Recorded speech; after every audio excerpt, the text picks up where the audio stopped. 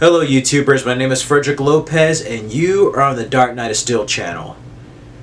To say it lightly, 2016 has been one crazy year, but we're gonna keep it just on films for this little segment. And this has been an odd movie season. There's been a lot of films, both independent, big budget, but for some reason there hasn't been that one film that really has just like blown me away that I've seen so far. So instead of doing a top 10 best of video, I'm going to do like kind of a top 10 of my personal favorite films. Not saying that one is better than the other, it's just going to be a list of my personal favorite films of what I've liked in the year. And this was really hard because there was a lot of superhero films, all the superhero comic book based films from Marvel, DC I liked. Suicide Squad and X-Men was a tad disappointing. Batman the Killing Joke, but I did like Batman v Superman Dawn of Justice, especially the unrated edition or the Ultimate Edition that's rated R.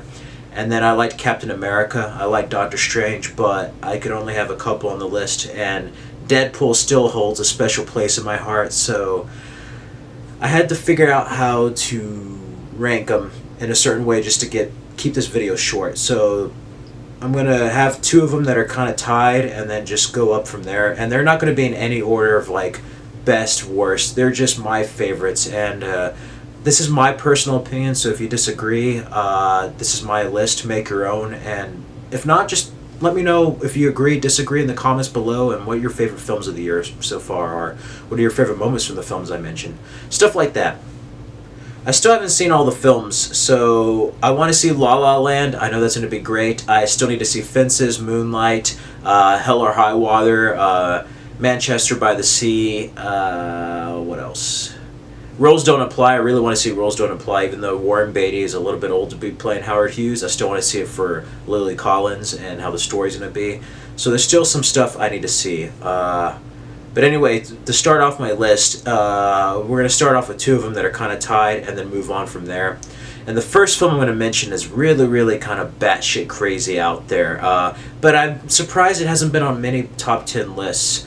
But it definitely is one of those films that is not for everybody. But even though it was a little bit of a disappointment to me, I do appreciate what it is. The cinematic masterpiece and art piece. I do appreciate the cinematic piece it is from Nicholas Winding Refn, and that is The Neon Demon. Definitely one of the most captivating and just strange films I've ever seen in my life. And I actually saw this in theaters back in the summer. I was like one out of three people, and like one person left, so it was just me and another person. I was like the youngest one there. Very strange film, but I did like the vibe of it. I did like the overall message of the story about beauty, how it looks beautiful on the outside, but it's ugly on the inside, with not only the models within the modeling industry, but Los Angeles as a city, a beautiful city, and it's very great on the outside. But when you start getting deeper and deeper, you start to see all the ugliness, and in a way that was almost like a metaphor for the characters in the story. And also like Fanning's performance. You see her as an innocent, happy-go-lucky girl, and then slowly you get to see her become corrupt, and just like the beauty just get to her head, and how she loses that innocence. Yes, she's still beautiful. And that was in a great sequence. The cinematography, everything, the soundtrack by Cliff Martinez was really vibrant and just something different. One of the best soundtracks of the year.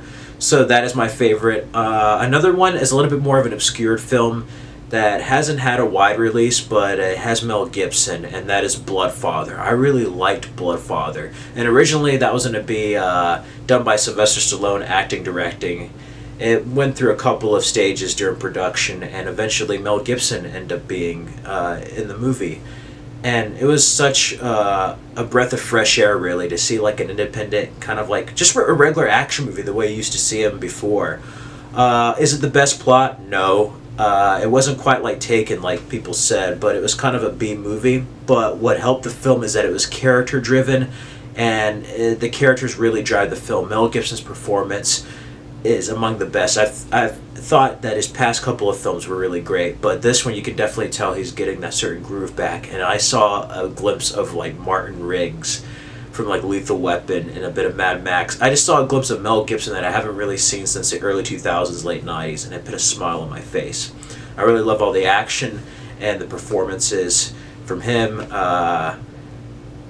Aaron Moriarty, Diego Luna, William H. Macy. I really liked everybody in that movie. Michael Parks, it was a standout. And even though it wasn't the best story, it was very entertaining, and I liked Mel Gibson's performance in that. Another film I liked, two other films, superhero films, Captain America Civil War and Batman v Superman Dawn of Justice. Now, Captain America Civil War, I've liked some of the Marvel movies. I haven't been in love with all of them, but I love the first Iron Man, I love Incredible Hulk. And this one, I liked Winter Soldier, and the Russo brothers from Winter Soldier came back, and I really liked the change of pace they have done for the film. It was much deeper, but in a way it was almost the same film as Batman v Superman, but Batman v Superman did it in such a kind of comic book way. Captain America Civil War brought the same type of film, but with it being grounded in reality, and I liked it because both sides, like real life, are right. There is no right versus wrong, there is no black versus white. There's gray lines, and you can see where both sides are coming from. And that whole ending, the climax and the final confrontation between Iron Man, Winter Soldier, and Captain America was done so brilliantly. Had one of the most relatable Marvel villains in a while. I can't believe they made Baron Zemo like relatable. I'm like, you don't, that shouldn't work on paper, but it does there. And what the Russo brothers did was fantastic. And so you got to see a glimpse of the new Spider-Man, and I wish there was more casualties, but I went into my review over the pros and cons of the film, but ultimately it was a well-crafted film and one of the best Marvel movies ever made, like from Marvel Studios, that is.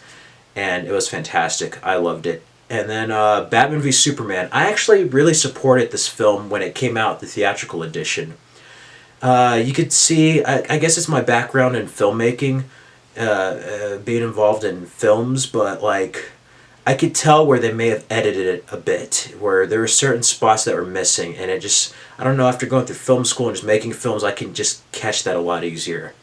But ultimately, it was just too much in a little film. They tried to do too much, but you could see where they were going with it, and I liked it. So July came, we had the Ultimate Edition, and holy shit, they should have just released that version. That is a far superior version. It's much more of a Superman film. And I love Ben Affleck as Batman in that, but for me, the standout is Henry Cavill as Superman. In both versions, he really stood out to me, and it really kind of added to the way he feels. And also, much like Captain America, the one thing that was grounded in Batman is that the world, you see CNN and everything, and it's basically the world. What if a Superman did exist?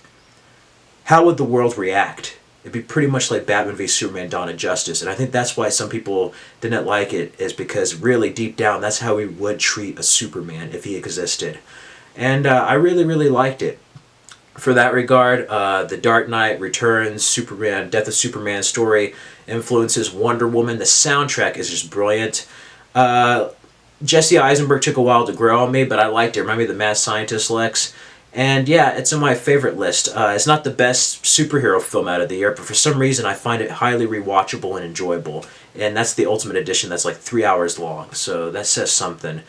Ultimately, for some people it may not be regarded as the best film, but I do think it's going to be respected and have a cult following in years to come. And for one thing, whether it's good or bad or however it's seen, it's going to be known for being different than the other superhero films, the other comic book based films. So I respect it for that. Another movie that I really, really liked, I love Disney films, but this adaptation of The Jungle Book, I was interested from the trailer. I was like, cool, you actually get to have CGI animals with a kid. You actually get to have a kid Mowgli, because you always had like an adult. You couldn't have him around real animals. And this is going to be based off the Disney movie. And I haven't really liked that many live-action Disney films. I didn't care for Maleficent. I haven't really liked a Disney film, like live-action that is, since probably Tron Legacy.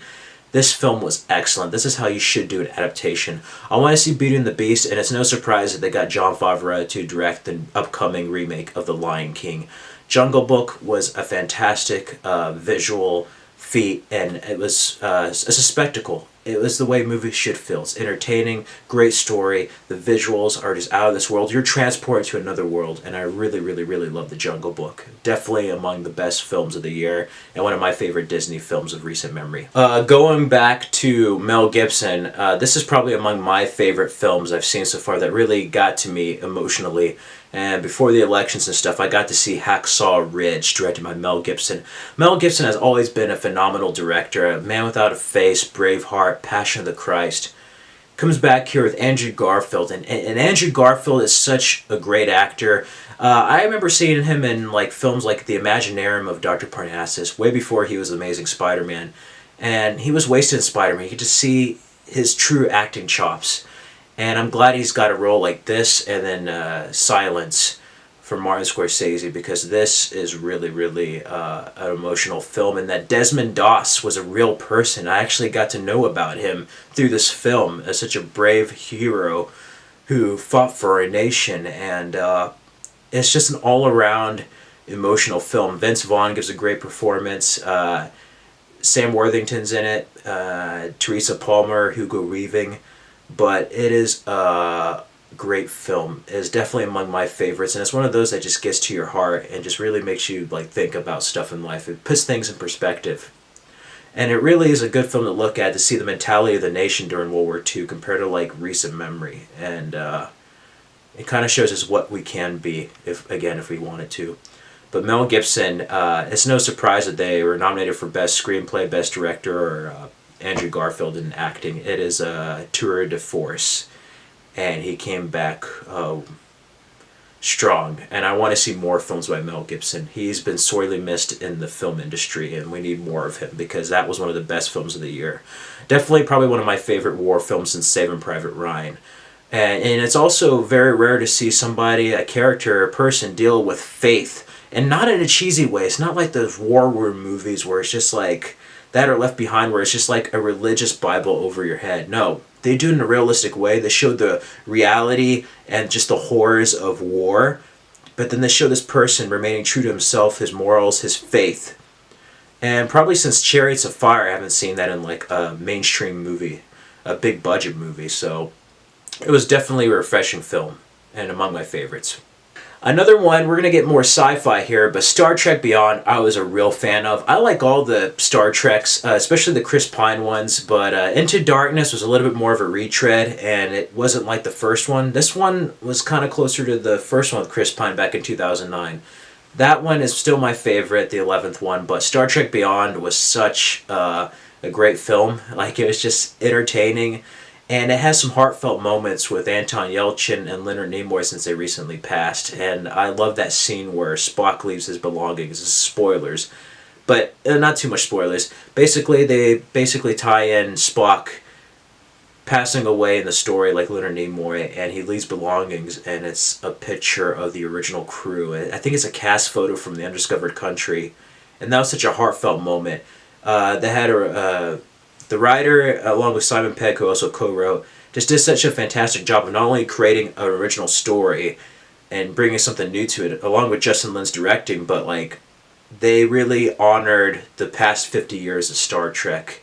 And it was great seeing such a wonderful entry in the series, and I hope they continue it. Another one of my favorites during the summer was Jason Bourne. A lot of people said it was disappointing. I really love the movie. It's nice seeing real action, and it's nice seeing Matt Damon come back as Jason Bourne.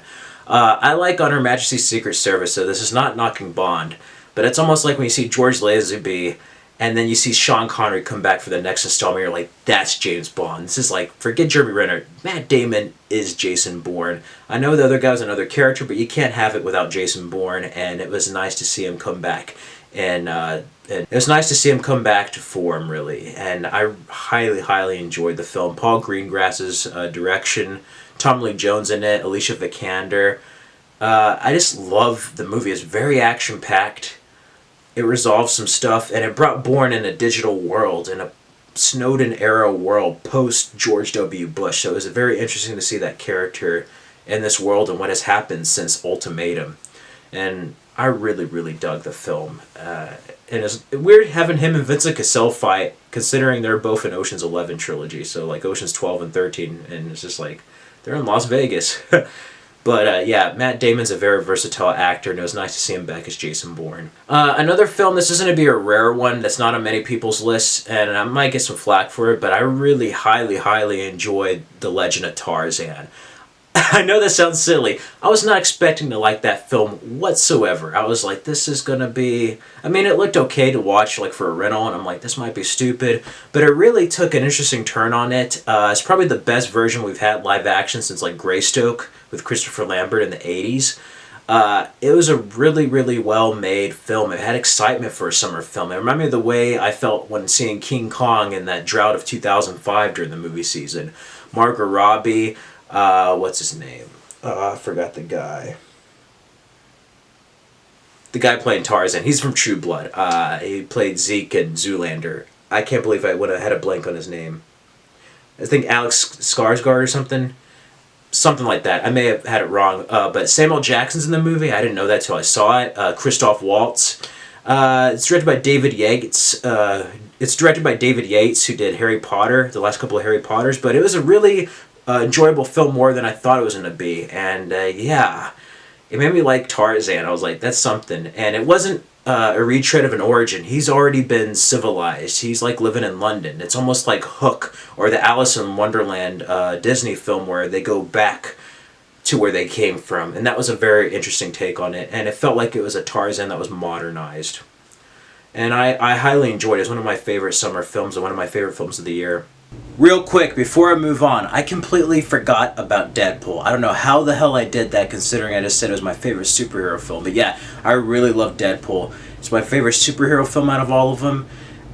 It wasn't with the Avengers. Ryan Reynolds, the merc with the mouth, finally got to shine. It wasn't like X-Men Origins Wolverine. It was true to the character. It was a single, isolated story without trying to bait it for a franchise. It just had everything. It was a love story, a revenge tale, had comedy, and it broke the fourth wall, which is something completely different in other movies. And one of my main worries is that everybody's going to try to be rated R because of Deadpool. That's not what made it successful. Deadpool is one of the rare exceptions, the examples. That's not what made Deadpool. Deadpool is one of the examples of you being true to the source material, and that is what made Deadpool such a great movie, is that it was true to the Deadpool comics and to the Deadpool character.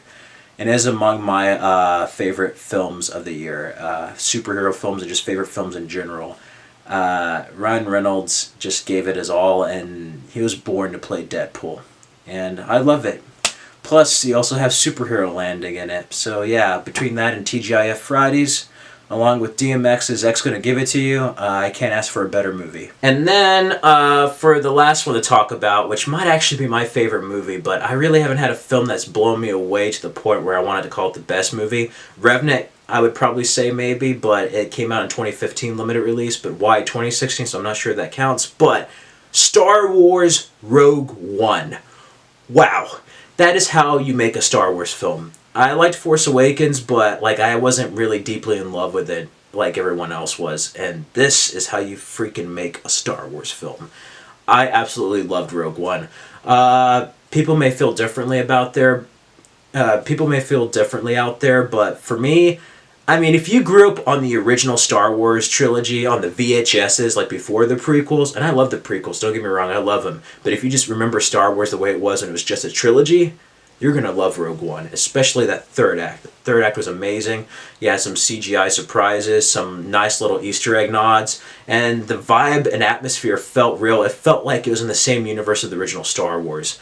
And Gareth Edwards surprised me because I actually wasn't expecting it to be that good, because I didn't like Godzilla too much as far as him not being featured, and I didn't like some of the characters, but it goes to show you what a good script does in the hands of a director.